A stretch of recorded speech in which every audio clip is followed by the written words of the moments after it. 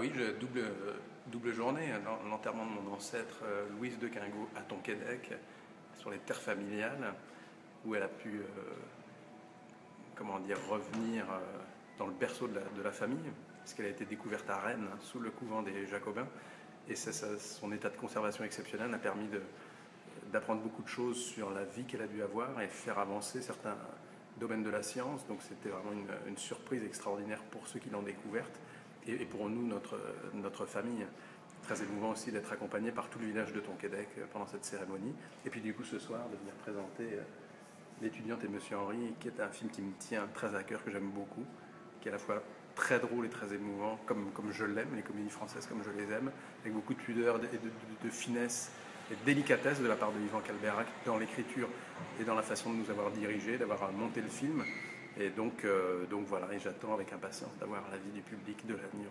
Surtout quand on fait du cinéma, parce quand on fait du théâtre, la sanction est immédiate, ils applaudissent ou ils sifflent tout de suite.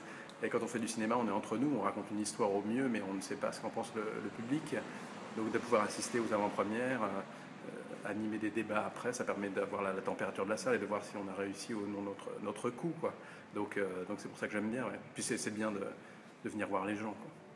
Et, Yvan Calbeyrac, qui a écrit la pièce, qui est aussi le metteur en scène du film, m'avait proposé de jouer le rôle au théâtre. Ouais. Dans ce film, vous avez à nouveau un rôle de bourgeois un petit peu coincé. Ça vous colle à la peau? J'adore. Oui, parce que c'est des personnages auxquels on peut s'identifier et qui permettent de...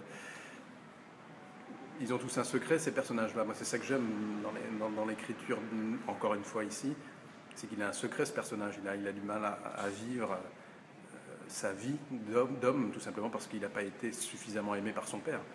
Donc il pourrait rater sa vie. Puis il va vivre un voyage initiatique grâce à une jeune fille qui va débarquer dans sa vie de façon totalement imprévue.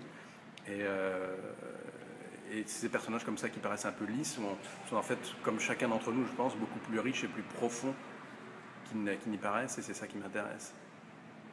L'humanité, voilà.